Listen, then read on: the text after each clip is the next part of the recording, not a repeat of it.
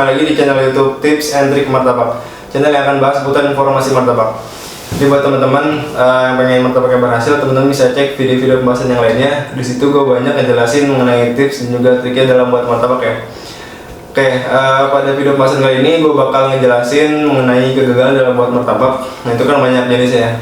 Kali ini gue bakal ngejelasin martabak itu kulit bagian bawahnya atau bagian luarnya itu nggak mulus ya, jadi ada bercak-bercak dan juga ada bopeng-bopengnya ya. Nah nanti gue bakal ngejelasin, yang pertama gue ngasih tahu contoh gambarnya seperti apa, terus kedua gue ngejelasin penyebabnya itu apa, dan yang ketiga solusinya itu bagaimana. Jadi buat teman-teman bisa disimak sampai video selesai. Oke, hari ini gue bakal ngasih contoh ya. Pertama gue ngasih contoh bagaimana gambarnya martabak yang kulit bagian bawah itu bercaknya itu ada bercaknya, nggak mulus ya, dan juga belang. Nah ini contoh yang pertama kayak gini. Ini di sini dia bercak-bercak ya, jadi nggak mulus kan. Biasanya kan yang bagus itu kan adalah mulus ya. Nah biasanya yang di titik-titik seperti ini udah dipastikan nggak jadi. Nah biasanya titik tadi itu yang kayak gini nih, lubang ini yang kayak gini nih. Oke, ini ada bercak-bercaknya.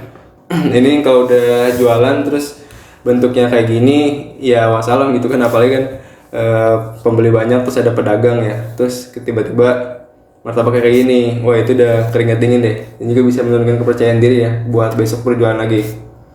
Oke, terus contoh lainnya nah kayak gini. Ini untuk bagian atasnya. Bagian atasnya kayak gini ya.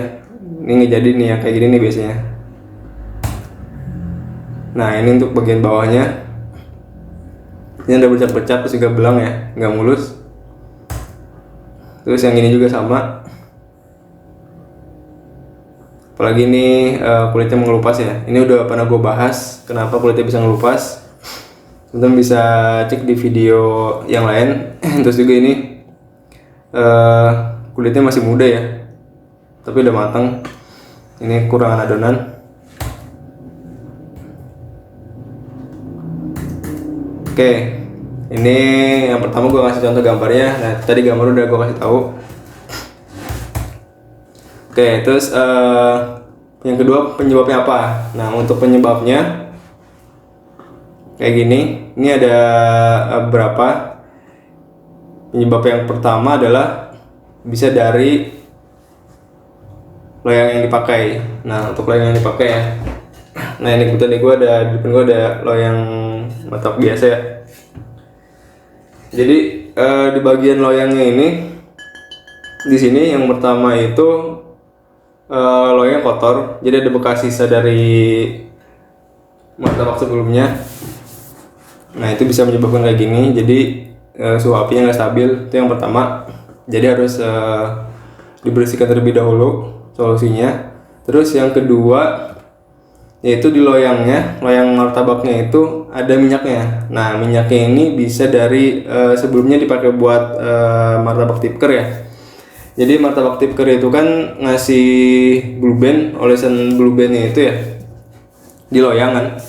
Nah biasanya dia menyerap. Nah sisa-sisa dari itu bisa menyebabkan kayak gini. Dia nggak bisa ngembang sempurna. Jadi kulit bagian bawahnya ini karena ada minyaknya jadi nggak nempel banget di loyang.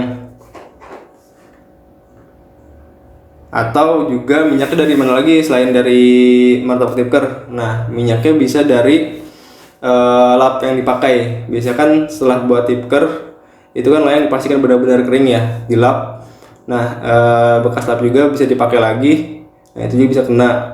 Terus dari mana lagi minyaknya? Minyaknya bisa dari martabak telur. Jadi kan martabak telur kompornya otomatis ada yang pedagang berdekatan dengan martabak manis, ada yang jauh ya, ada yang misah. Nah kalau misalkan di kios biasanya sih dempetan ya. Kalau di gerobak kan bisa misah ya.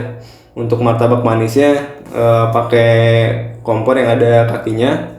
Untuk martabak telurnya di gerobak. Tapi kalau di kios biasanya didempetin kompor khusus itu kan, jadi dijajarin. Nah kalau misalkan loyang martabak manisnya di samping martabak telur, nah itu biasanya bisa kecipratan dari minyak di martabak telurnya. Jadi sebelum dipakai harus pastikan tidak ada minyak dan juga tidak ada kotor ya. Oke, itu tadi dari loyangnya, loyang kotor dan juga loyangnya ada minyaknya. Terus ini penyebabnya dari apa lagi bang? Nah, penyebab yang keduanya itu dari adonannya. Jadi di adonannya itu sebenarnya bukan dari bahan yang salah, tapi dari tingkat viskositas ya, atau dari tingkat kekentalan adonan itu. Nah, biasanya kalau awal-awal berjualan itu emang stabil. Biasanya misalkan berjualan jam 3 sore atau jam 4 sore sampai jam 10 malam atau sampai jam 12 malam. Nah, biasanya 4 jam pertama itu martabak berhasil ya. Terus 4 jam berikutnya, 4 jam ke atas itu bisa jadi gagal. Nah, ini kan bisa kaget gitu ya. Oh, di awal berhasil tapi bisa nggak berhasil. Nah, itu kesalahan di adonannya adalah adonan terlalu kental. Jadi adonan terlalu kental juga ada efeknya. Adonan yang terlalu encer juga pun ada efeknya. Nah, jadi kalau bisa itu adonan jangan terlalu kental ya. Biasanya yang 4 jam ke atas itu adonan udah mulai kental, karena emang namanya air kan pasti dia menguap ya. Nah, jadi adonan yang mengental ini solusinya gimana bang? Padahal kan udah buat adonan, apakah harus ditambahkan air lagi atau enggak? Nah, makanya kenapa gue kalau suka membuat video itu suka ditambahkan air ya di adonan. Nah, itu untuk jaga-jaga supaya nggak kayak gini. Nah, jadi supaya nggak kayak gini ya. Apalagi kalau misalkan buat adonan martabak itu perbandingannya 1:1 ya antara air dan juga terigu. Nah, itu kan terlalu kental, jadi emang harus ditambahkan air. Jadi buat jaga-jaga kalau gue sih di adonannya itu bisa gue tambahin air lagi ya. Karena kan semua di martabak itu kan kebanyakan main feeling ya kalau di lapangan gitu kan. Jadi kalau bisa sebelum menuangkan adonan, pastikan dulu. Biasanya yang udah terbiasa membuat adonan atau pedagang itu ketahuan sih dari tingkat dari pas ngaduk itu ketahuan ini kok adonan terlalu encer atau ini adonan terlalu kental.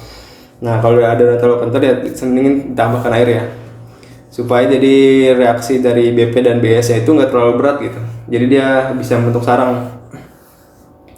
Oke, itu ya yang kedua ya, jadi dari adonannya. Terus yang ketiga apa bang penyebab dari kegagalan bisa terjadi kayak gini ya?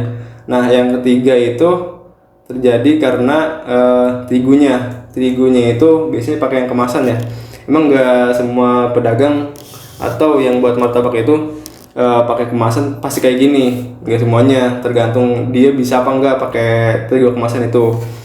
Cuman kalau emang yang belum bisa pakai terigu kemasan, bisa nggak tahu triknya ya bisa terjadi kayak gini, bisa gagal. Itulah mengapa gue saranin kalau buat terigu itu buat yang belum tahu tekniknya, buat pemula ya mending pakai terigu yang ripekan dari karung. Itu gue jamin lebih berhasil lah kalau pakai gitu dibanding yang kemasan buat pemula. Itu kalau nggak tahu tekniknya bisa terjadi kayak gini. Oke, nah tadi gue udah ngejelasin kegagalannya, kenapa bisa kulitnya itu belang ya. Biasanya kalau buat martabak itu udah ada titik-titik kayak gini, ketika masak ya udah itu udah pasti di bawahnya itu kayak gini. Jadi udah ketahuan sih dari awal ini juga. Oke, nah jadi buat teman-teman tadi penyebab dan juga bagaimana solusinya, teman-teman bisa praktekkan di rumah dan juga perhatikan dari solusi yang udah gue kasih ya. Oke, tadi gue udah ngejelasin penyebab dari martabak itu kulit bawahnya itu belang ya, jadi ada bercak-bercak dan nggak mulus ya, dan akhirnya menyebabkan martabak itu nggak mengembang. Nah, itu teman-teman bisa dipraktekkan. Jadi jangan sampai ketika udah tahu penyebabnya jangan sampai diulangi lagi. Nah, mudah-mudahan bisa berhasil ya, saya jamin sih bisa berhasil kalau misalkan mengikuti saran-saran yang udah saya berikan. Oke, sampai bertemu lagi di video selanjutnya. Dari gue kurang lebihnya mohon maaf. Assalamualaikum warahmatullahi wabarakatuh.